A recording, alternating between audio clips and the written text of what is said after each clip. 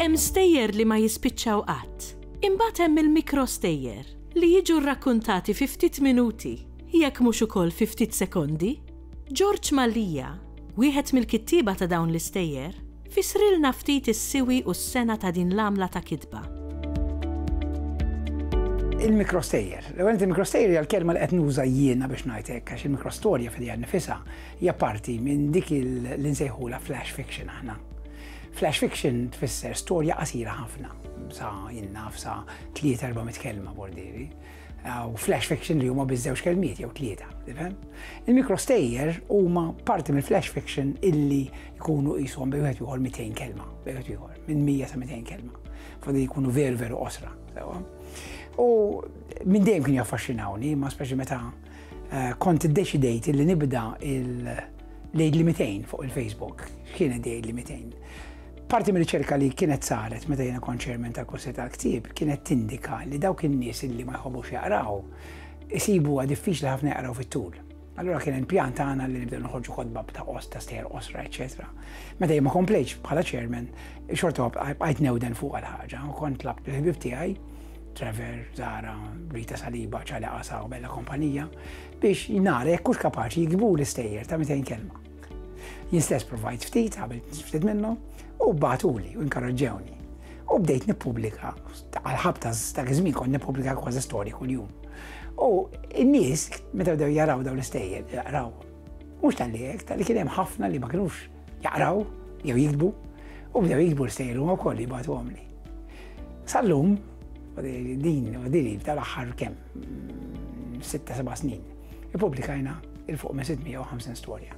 U iffaxxinatni l-kunċett tal-mikrostorja. F'tali mod illi saħansitra kont mistieden biex nagħti keynote f'konferenza fuq il-mikrostorja ġo Ruma f'Università il-Vatikan Kooperazzjoni. U kif kont hemmhekk kont ispirata għax kien qed jitkellmu fuq il-mikrostorja Spanjola, Franċiża, Taljana, Ingliża, eċetera. U faxxinatni. U ġidni f'moħħi ta' kien stess kemm kienet tkun idea tajba kieku kelli nikteb sensieri ta' mikrostejjer illi jiddefinixxu karattri individwali. Mela, illi kull storja ta' 200 kelma ikun bniedem. Jew bniedma, loġikament, sewwa. Dak żmien kont għaddej minn fażi ta' xi waħda negattiva, kont għaddej minn xi ħaġa ħażina f'ħajti u kelli bżonn attwalment nesprimi ruħi f'dan il-mod. Ovvjament, il-lingwa Maltija li tinsilef għal din ħaġa, għax il-lingwa Maltija kif taf inti ħafna jgħidulek, u l-lingwa Maltija hija tqila fiha nnifisha, hija diffiċli biex inti torqomha biex ngħidlek. Allura ċ-challenge akbar, sfidi akbar illi inti tagħti karattru sħiħ f'200 kelma biss. Imma l-lingwa Maltija perfetta għal din ħaġa, l-lingwa Maltija lingwa versatili għall-aħħar u hija biex ngħidlek deskrivejta bħala żejt li lubrika l-magna tal-kidba, għax veru għal-kum il-fatt dik realtà. U rnexxieli f'xi 9 xhur nikteb 100 storja ta' fuq 100 bniedem u seħħtela 100 ruħ. Ma stajtx ma npenġihomx għaliex ridt li nagħti wkoll id-dimensjoni viżwali lilhom. Allura ksirt ir-regolamenti biex ngħidlek dwar li ma jsirux penġijiet tal-kodba tal-kbar. Imma naħseb illi fatt intlaqa ħafna bħala ktieb, kuntent immens, in-nies qed jolqothom għaliex xi ftit jewwies inti dejjem storja illi taqra f'ġiex minuti u nofs. Imma sa tant ittik storja kompluta ta' bniedem bil-fors toltok, ħafna minnhom ħassew anke affinità ma' wħud mill-karatteri ħlot.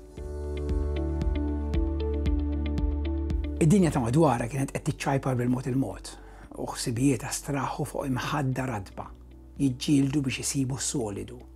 Jaħfnu ħsieb wieħed li jagħmel ftit sens imma li malajr jimmolla fuq l-imħadda u jgħib fil-gris tan-nuqqas ta' komprensjoni. Kienet bil-qiegħda mal-mejda, wiċċa jistrieħ fuq id-drieħ tax-xelluk filwaqt li iswaba ta' ida l-leminija labu ma' xfar tat-tazza mimlija sa nofsa bil-whisky.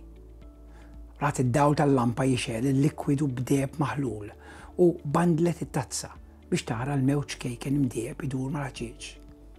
Imbagħad xorbot. Mhux boqqa, mhux grokk. Niżlet li kien hemm fit-tazza f'nifs wieħed. U inkinat wiċċa mill-ġdid tħares lejn it-tazza vojta u tħoss il-kamoxxa radba tirrombla madwar ħsibijieta. Dawk li saftit ħinilu kienu qed jimlew lil sidira bi knata ntqal, jafsu u jweġġew u jiżbranaw ix-xewqa li tgħix. Silvi qamet minn fuq is-siġġu u kellha żomm mal-mejda għax id-dinja daret biha.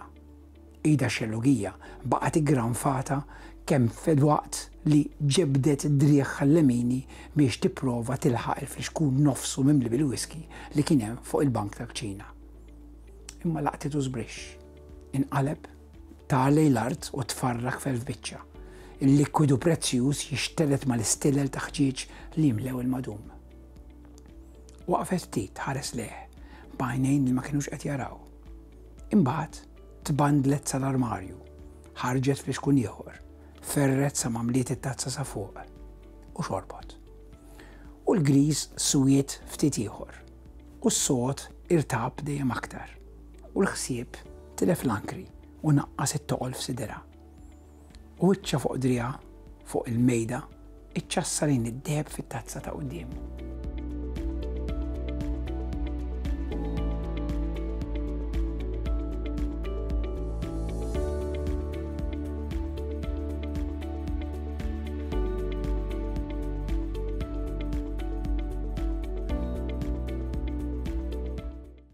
Il-Sinna jixtieq jirringrazzja lill-Aġenzija Nazzjonali tal-Litterizmu, lill-Ministeru għall-Edukazzjoni u x-Xogħol, lill-Kunsill Nazzjonali tal-Ilsien Malti u lid-Dipartiment tal-Malti fil-Fakultà tal-Arti l-Università.